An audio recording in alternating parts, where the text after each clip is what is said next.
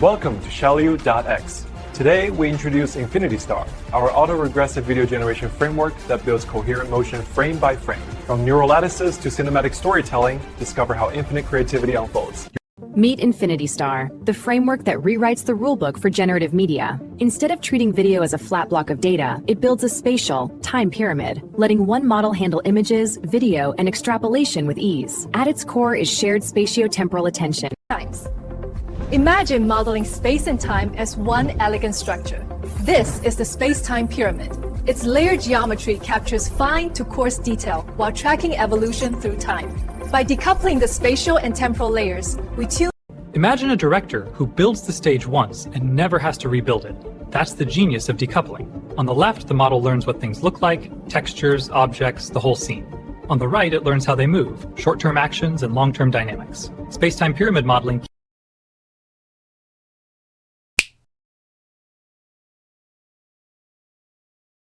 Welcome back to the Deep Dive. Today, we are jumping headfirst into a really significant new research paper, a paper that introduces a model called InfinityStar. And this one is a big deal. It feels like it could fundamentally change how we think about generating high-quality video. It really does. So have you ever wondered why generating, truly high-quality video, like a cinematic scene, is still so incredibly hard? Especially if you need to generate it fast. We're talking about getting detailed long-form content pretty much instantly, not waiting around for an hour while it renders. Right, and that's the trade-off that's always been the problem, speed versus quality. InfinityStar is basically claiming they found a way to resolve it. So what's the core achievement here? In a nutshell, they've introduced a unified autoregressive framework, one that just shatters those old trade-offs. Okay. So you get one single architecture that can do it all. Text to image, or T2I. Right. Text to video, image to video, and what's really critical, seamless video extrapolation, all in one place. Okay, let's unpack that. Before InfinityStar, what was a fundamental problem here? Why did we have to choose between getting something fast and getting something that looked amazing? The bottleneck was always about efficiency and generalization, especially when you're trying to produce these high-fidelity, high-res long videos. This is the old way. Exactly, the old way. And there were really two major camps, two different approaches, and frankly, both of them had flaws that were just complete deal breakers. The camp number one.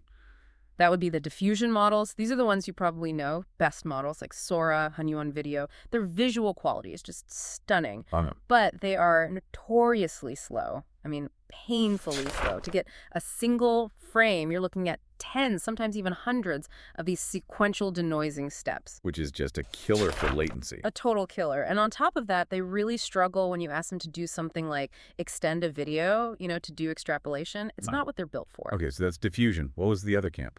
The other approach was using traditional autoregressive models, AR models.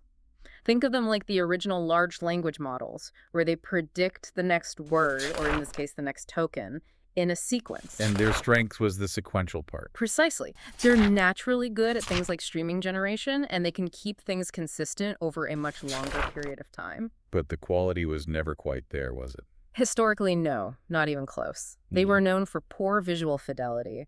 And kind of paradoxically, even though they seem faster, they can have this prohibitive latency because they have to predict just a massive number of tokens. We're talking tens of thousands of little steps for one complex scene. It's just too slow for any real-world application. So if I'm understanding this right, the simplest way to put it is that these researchers were chasing the Holy Grail. That's a good way to put it. They wanted to combine the amazing visual quality of diffusion with the fast, sequential, and extendable approach of AR. Is that the mission?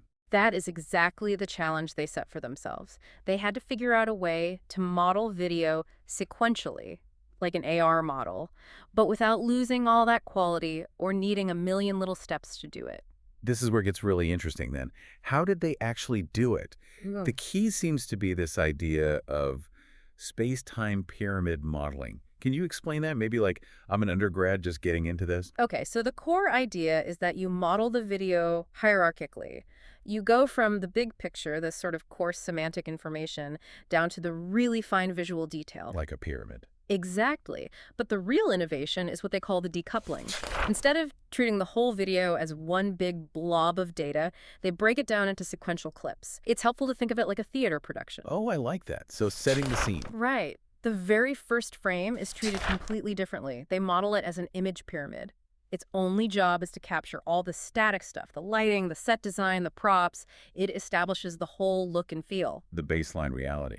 The baseline reality. Then all the clips that follow are modeled as clip pyramids. And these clips don't have to relearn the set design. They can focus almost entirely on the dynamic motion, on how the actors are moving around within that fixed context. Wait, hold on. Why is that separation so important? Wouldn't you want to give the model all the context at once, motion and appearance together? It seems a little counterintuitive, I know. The previous models that coupled them together really struggled to tell the difference between, say, an object moving and an object just changing color. Ah, I see. By cleanly decoupling them, InfinityStar makes it way easier for the model to learn motion accurately. And it also means they can just plug in high-quality text-to-image models right from the start. They set the stage perfectly, and then they teach the actors how to move. That makes a ton of sense. If the static image looks great, the only job left is to create believable movement on top of it? Exactly. Okay, but to get that high quality, you mentioned they had to fix the tokenization, how the video gets compressed. The paper highlights two big improvements there. That's right. The first was a really smart engineering shortcut they call knowledge inheritance. Okay. See, training a new video tokenizer from zero takes forever. We're talking months. So instead, they just took the architecture and the weights from an existing successful video tokenizer, a video VAE, and they just built on top of it. So they got a huge head start. A massive head start. It sped up their training like crazy and gave them way better results right out of the gate. And the second improvement? The second one is a bit more clever, technically. It's called stochastic quantizer depth, or SQD. Right. In these pyramid models, most of the fine visual detail ends up in the later scales of the pyramid. The early scales, the ones that define the basic shapes and layout, can kind of get starved of information. I can see how that would be a problem. So SQD basically forces the model to fix that imbalance. Imagine you're quizzing the model on a 10-paragraph essay. SQD randomly says, hey, I might only look at your first 5 paragraphs. This penalty forces the model to cram all the really vital semantic info, the thesis statement, the structure, into those early scales. So the whole structure becomes more robust. Exactly. It makes the video's overall structure much more coherent and less likely to fall apart later on. That feels less like a technical trick and more like strategic stress testing. You're forcing it to be good from the very beginning. That's a great way to think about it. Okay, so we've got quality and we've got robust data. But the big promise was also speed and consistency, especially avoiding those memory failures on long videos. Let's talk about the two features that make this model so much faster. Right. This is where they really optimize the transformer itself for video. The first feature is all about stability. It's called semantic scale repetition, or SSR. Okay. Since those early coarse scales are like the blueprint for the entire scene, getting them right is just paramount. So SSR just repeats the prediction and refinement of those critical early scales a few times. Say, you repeat the first 12 scales 3 times before you even move on to the fine details. But wait, if you're repeating steps, aren't you just adding more computation? The paper says the overhead is negligible, which seems surprising. It does, but it's because of the pyramid structure. Those early scales, the ones defining the broad layout, contain a tiny, tiny fraction of the total data compared to the later scales that define every little detail. Okay. So you get this huge boost in quality for your foundation for almost no extra cost. It's a massive return on investment. I see. And what about the big speed up? That's where space-time sparse attention, or SSA, comes in. This is what tackles the traditional Achilles heel of AR models for long video. Right, the memory issue. The memory issue. Attending to the full history of every token you've ever generated just grows exponentially. It gets incredibly expensive, and you run out of memory. You get those OOM errors. So what does SSA do differently? It completely changes the attention mechanism. Instead of looking at everything that came before, the model only attends to the very last scale of the preceding clip. Just that one little slice of the path. Just that slice. And by restricting that look-back window so drastically, they just slash the computational overhead. The paper says it led to a 1.5x speed up on high-res sequences, and maybe more importantly, they could generate long videos where the old method would just crash. So they didn't just make it faster, they made it possible in the first place for some of these tasks. That's the engineering win right there, yes. So all these optimizations, What does it actually mean for the final product? The promise was diffusion-level quality at AR-level speed. Do the numbers actually back that up? They do, and honestly, they're pretty industry-shaking. Quantitatively, on the VBench evaluation, InfinityStar scores an 83.74. And how does that compare? Well, it crushes all the other open-source AR models, which you'd expect, but it also narrowly beats a top diffusion model like HunyuanVideo, which scored an 83.24. Wow. An autoregressive model beating a top diffusion model on quality metrics. Yeah. That's not just a small improvement. That feels like a paradigm shift. It is. It really is. But I need you to put the speed advantage in context for us. The speed difference is. It's unprecedented.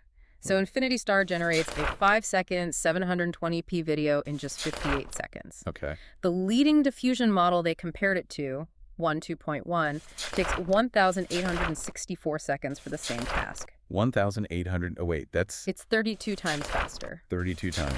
Wow. Okay, that signals a complete disruption to the whole rendering pipeline. Let's talk visuals. What were the 3 most impressive demos in the paper? Okay, so the demos really show its versatility. First, there's complex motion tracking. Right. There's this video of a panda hanging from some thick ropes. And it's making all these complex, flexible movements, changing its grip, pushing its body around. The model just tracks all that realistic motion, and the body poses perfectly, with incredible fidelity. It's something old AR models would just butcher. So that decoupling of appearance and motion really paid off. It absolutely did. Second, there was cinematic extrapolation. This shows off its long-term coherence. They show an aerial video where a drone is panning smoothly over a mountainside, and it slowly reveals this distant lake. The model just seamlessly extends that scene with flawless temporal coherence. No jumps, no flickering. It just works. And the third one? The third was high-fidelity text-to-image integration. And the visual they use is just stunning. It's this massive white owl gliding through the desert at golden hour. Oh, wow. And it perfectly captures the majestic motion of the owl's wings, the shifting light, all while staying perfectly true to the initial image it was generated from. So we've got state-of-the-art quality, it's 32 times faster, and it unifies all these different tasks. It really sounds like they've cracked it, but no new framework is perfect. What's the catch? What are the limitations here? Right, and they were very upfront about the limits. The first is a subtle quality trade-off. In scenes with really intense, high-speed motion, sometimes the super fine-grained visual details get a little compromised to make sure the motion itself stays fluid and believable. Slight softness for better motion. Sort of. The second is a scalability gap. Their model is 8 billion parameters, which is big, but not the biggest. Not the biggest. They acknowledge that due to resource limits, they haven't matched the scale of the absolute largest diffusion models out there, and they think that's holding back the performance ceiling. So it could get even better with more resources. That's actually pretty promising. It is, but the final and probably most critical limitation is something inherent to this kind of AR approach, especially for interactive tasks. Go on. If you're generating a video piece by piece based on a series of user prompts, InfinityStar suffers from cumulative errors. As you keep adding more chunks, the error from the last step just builds on itself. And you get this noticeable kind of frustrating degradation in quality. The story just slowly drifts off course. That makes total sense. It's like compound interest, but for mistakes. Every new prediction is built on a slightly flawed foundation, and the error just multiplies. Solving that seems like the next big frontier. It is. So InfinityStar is officially the first discrete autoregressive model to deliver industrial-grade 720p video with, game-changing efficiency. It really feels like this paper is a signal that sequence modeling has finally grown up. It can meet and maybe even surpass the quality of those slow, iterative, denoising models. What's the final thought here? What's the big takeaway? What's really fascinating to me is that the AR framework's ability to just generate video of any length, to move between tasks so easily, it suggests that modeling vision like a language sequence might be the key to infinitely long, consistent content. If they could solve the error problem. If they can solve that cumulative error, that consistency drift, we might see the entire field just pivot away from the slow denoising approach for good. A pivot away from iterative denoising entirely. That is definitely something for you to mull over. Thank you for guiding us through this. It's always a pleasure. AI, the first frontier.